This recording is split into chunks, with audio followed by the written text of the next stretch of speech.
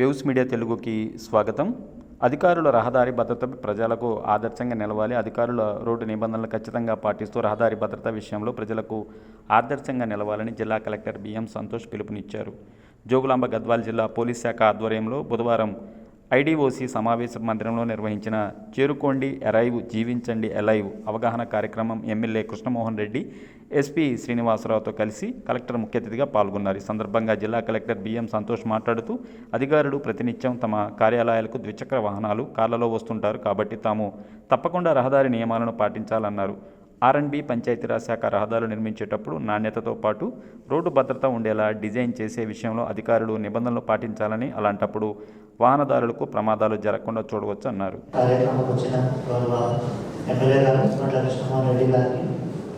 SP గారికి, additional local bodies గారికి, RDO గారికి, అడిషనల్ ఎస్పీ గారికి, ఇక్కడ వచ్చిన అధికారులందరికీ కూడా నమస్కారం.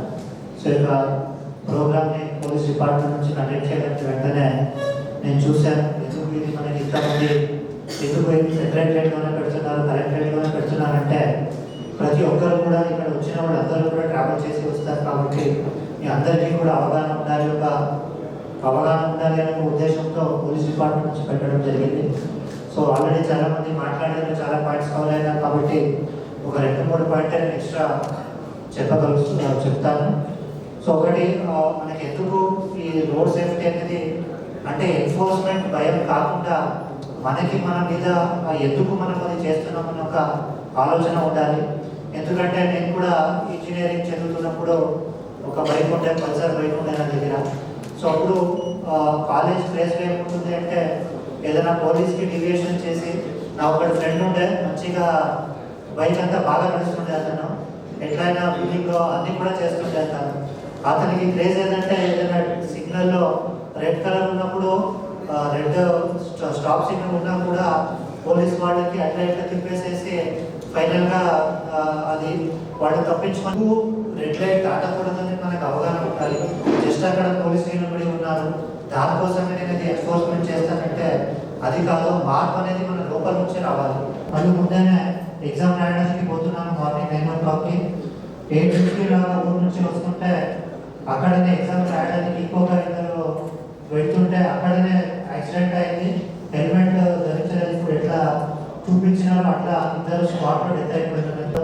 పంచాయతీరాజ్ వాళ్ళు ఉంటారు. ఈచ్ డిపార్ట్మెంట్ మన గవర్నమెంట్ ఎంప్లాయీస్ కింద ఎందుకు తెలియాలి అంటే చాలా టైం మనం ఎక్కువ స్పీడ్లో ఉన్నప్పుడు తర్వాత స్పీడు కూడా పెట్టి ఉంటాను. నేను అవుటర్ రింగ్ రోడ్ ఎండీగా ఆల్మోస్ట్ 3.5 years పనిచేశాను. హైదరాబాద్ అవుటర్ రింగ్ రోడ్ ఎండీగా కూడా పనిచేశాను.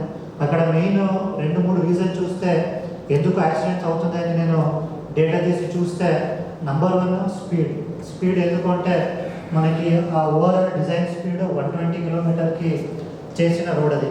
సో 120 km పైకి వస్తే సైంటిఫికల్లీ కూడా మీరు ఆ ఇంజనీరింగ్ ఆస్పెక్ట్లో కూడా 120 పైకి వెళ్తున్నప్పుడు సడన్గా మీరు టర్న్ అవుతే ఆ రోడ్ అనేది సెంట్రిఫ్యూగల్ ఫోర్స్ వల్ల అది కరెక్ట్ మీరు టర్న్ చేయలేకపోతారు.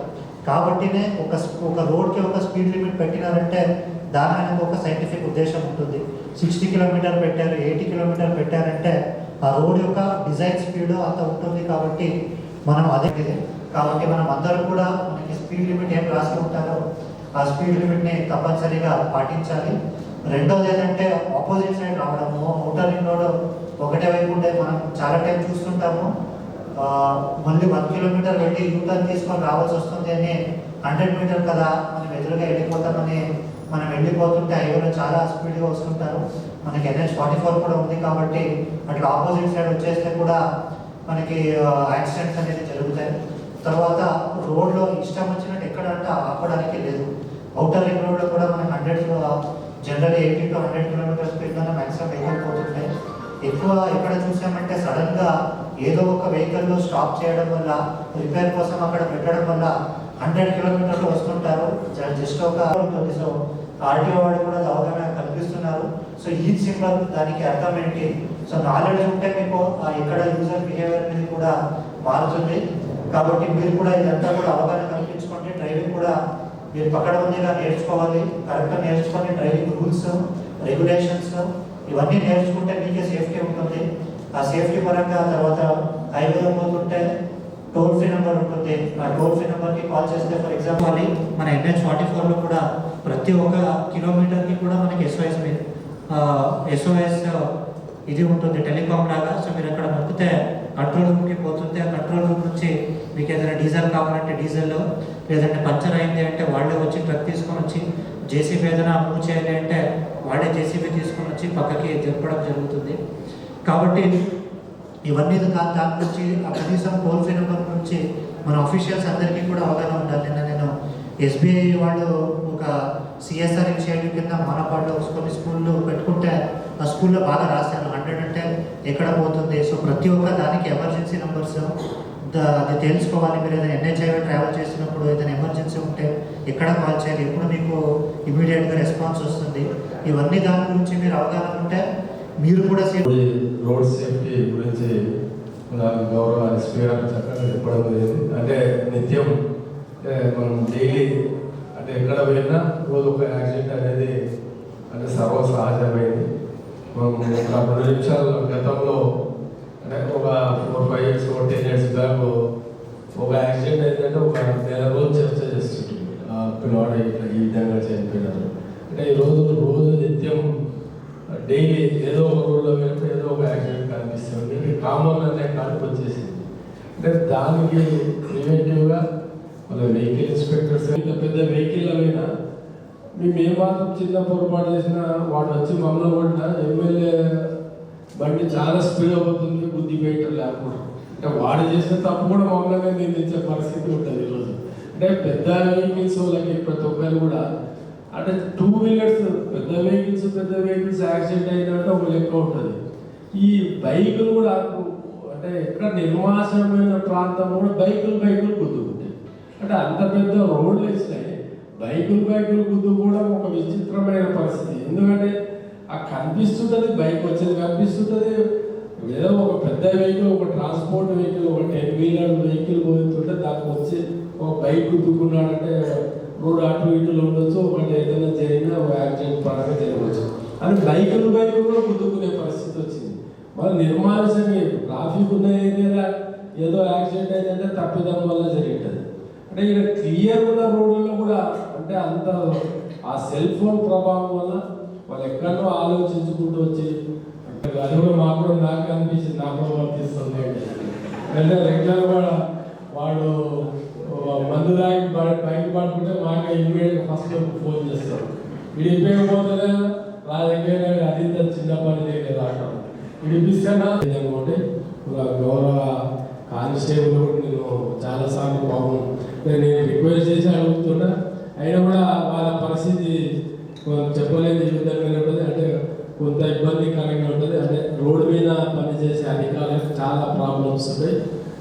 ఖచ్చితంగా దీన్ని కోర్టులు దొరికే వల్ల ఈరోజు వచ్చింది హైకోర్టు ఓడించింది ఆర్డర్.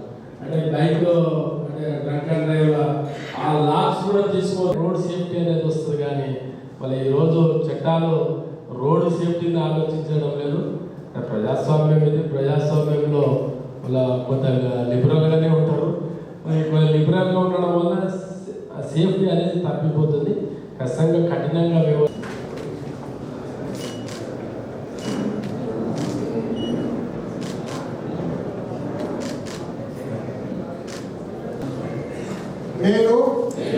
భారతదేశ పౌరుడిగా మోటారు వాహనముల చట్టంలో పొందుపరిచిన రోడ్డు నియమ నిబంధనలను పాటిస్తానని తోటి రోడ్డు రోడ్డు ప్రమాదములు జరగకుండా నా కర్తవ్యాలను శ్రద్ధతో అంతఃకరణ శుద్ధితో నిర్వహిస్తానని రోడ్డుపై ప్రయాణించేటప్పుడు ట్రాఫిక్ నియమాలను ఉల్లంఘించాలని ప్రజలందరూ తన రోడ్లపై సురక్షితంగా ప్రయాణిస్తానని దృఢ సంకల్పంగా ప్రమాణాలు చేస్తున్నారు.